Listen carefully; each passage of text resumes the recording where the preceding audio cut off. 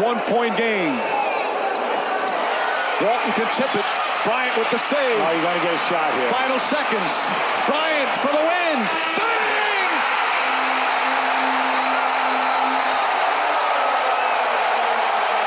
Bang! Ooh, goosebumps. It feels like just yesterday, Kobe was pulling up from the elbow 15 feet away and banking in a game-winning shot in Staples Center. Kobe Bean Bryant, or the Black Mamba, was a true inspiration on the court, but his reach did not end there. It extended to touch the hearts of many across the world.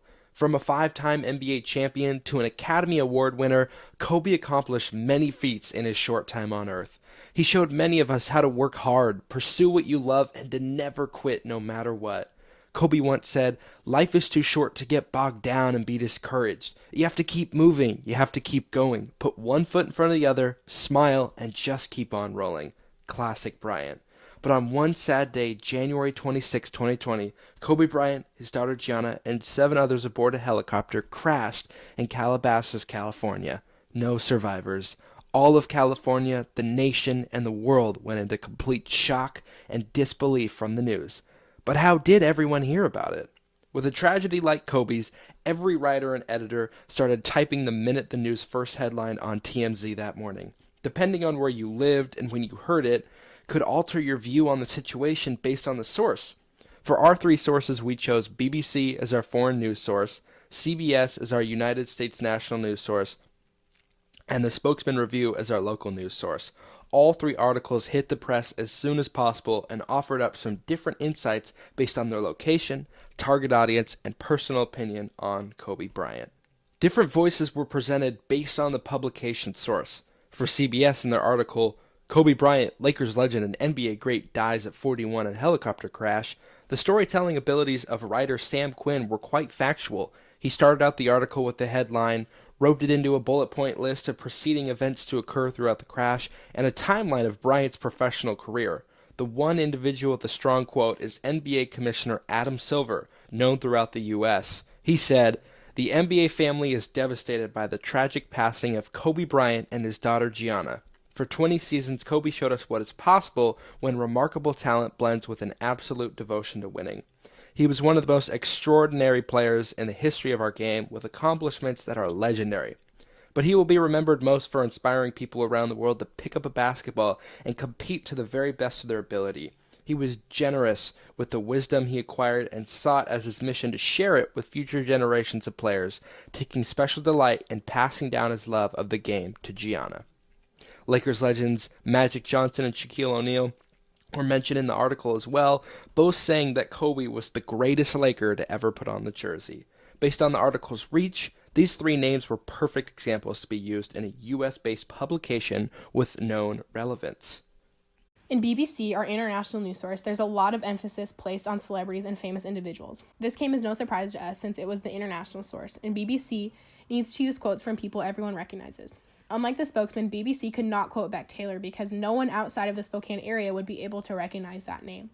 That's why the use of notable stars such as Lizzo and Chrissy Teigen, some of pop culture's most popular right now, was a good choice. It also allows them to show how big of an impact Kobe had not only on those who knew him personally, but his fans. Alicia Keys said in the article, "We're all feeling crazy sadness right now because earlier today, Los Angeles, America, and the whole wide world lost a hero. We're literally standing here heartbroken in the house that Kobe Bryant built." There's also some mention of the sheriff, Alex Villanueva, who was also on the scene of the crash and is seen quoted very often in publications about Kobe's death, as well as another helicopter pilot who had flown Kobe in the past in the city of Calabasas where the crash took place. By bringing in these other groups, BBC is bringing in credible sources to speak about the crash. As the Spokesman Review is published only in the Spokane area, this news company was able to highlight important individuals in the Spokane community. The company included a tweet from President Beck Taylor of Whitworth University, which read, "Live every day like it's your last.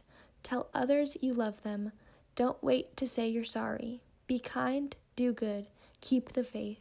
Hashtag RIP Kobe." As well as a quote from a Gonzaga point guard who said, "A sincere rest in peace to someone who is the reason so many of us even dribble a ball.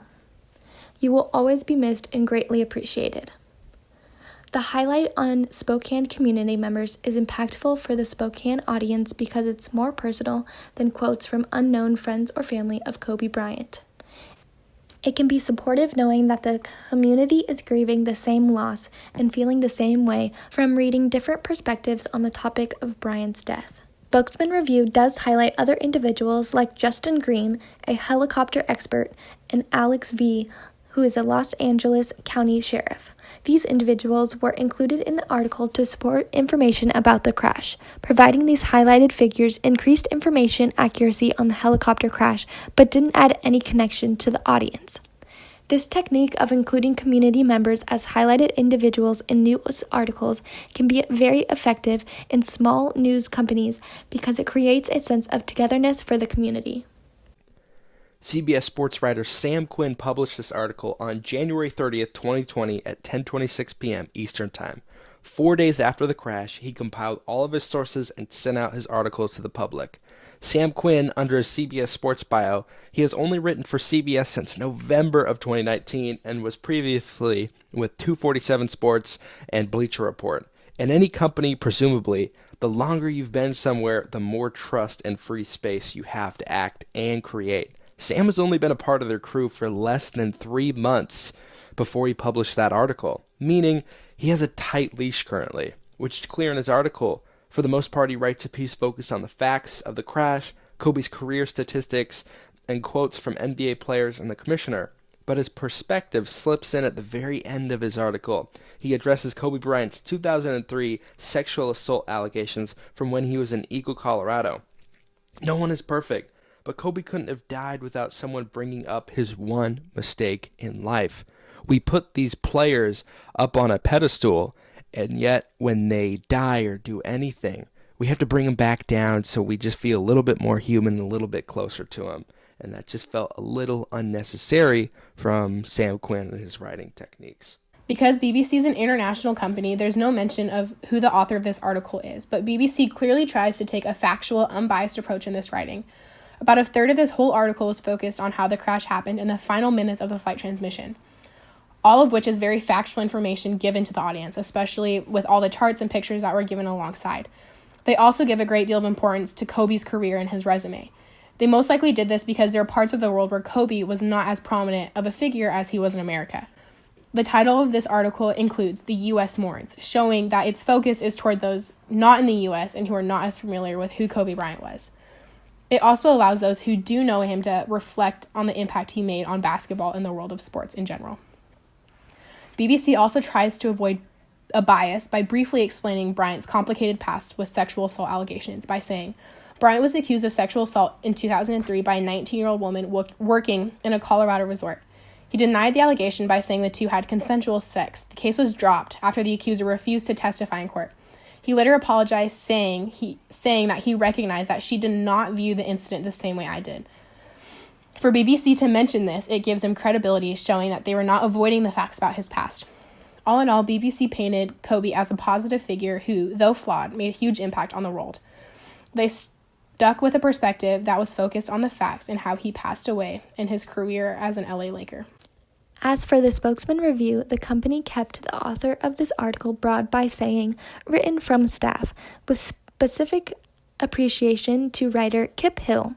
This article was published January 26, 2020, with key elements on the crash and details on Kobe Bryant's legacy. The main goal of the Spokesman Review is to share only necessary information with support of important Spokane community members' perspectives on the topic. This includes quotes from officials of Whitworth and Gonzaga University. This article includes some bias towards Bryant as a father, as the article predicted that Bryant passed his basketball knowledge onto his daughter Gianna, which, as they said, could be noticed through the way she could handle the ball during games. It's easy to read an article and summarize who was present and what the story revolved around, but the task becomes quite difficult when asked to find who was not present in the story. 9 people died in the helicopter crash. 9. Besides Kobe and his daughter Gianna, 7 other significant people are no longer present on Earth. I would say this is the normal class or group represented because they did not hold superstar status or were idolized by thousands of people.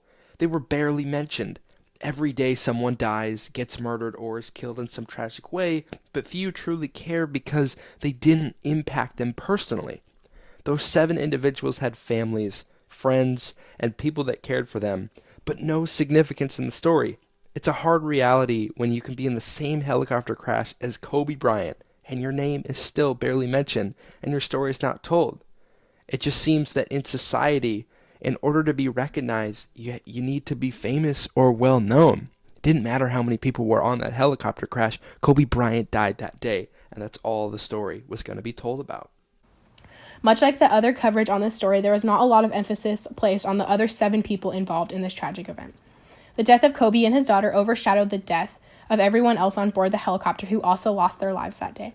There's some brief mention on John Antebelli and his wife and daughter who also passed away in the crash, but no mention of the other victims at all. The other group that was not emphasized was the public as a whole. For the days and weeks following tragedy, everyone was posting on all social media sites about him dying and how it affected them. People who did not know him personally but watched him play and became fans of him. I know I speak for everyone when I say that the days and weeks following his death, every single Instagram story you clicked through seemed to be a picture of Kobe or Gianna or both of them together. The effect of his death was felt by all groups of society, but there is no mention of that in this article. Instead, BBC focused on the impact his death had on celebrities to appeal to the wider audience. This article focused mainly on Kobe Bryant and his career, with limited details on others. Again, a total of 9 people died in the helicopter crash, but the spokesman article only spoke of Bryant. Since the other people who died in the crash didn't hold any sort of well-known status, the news didn't idolize them as much as Bryant, even though they were involved in the same crash. This article surprisingly didn't include any information about Kobe Bryant's wife, Vanessa Bryant, and their other children. Not only was this group of people important in Bryant's life, but they're also key roles in his story. There's no information about how Vanessa heard about her husband's death or about the impact in which it had on the family. This article is very similar to many other articles as it only focused on the crash and Kobe Bryant's rise to fame. However, the Spokesman Review could have gone farther than other news companies and shown the audience more into his life by revealing in-depth details about his entire family and how they were impacted by the event.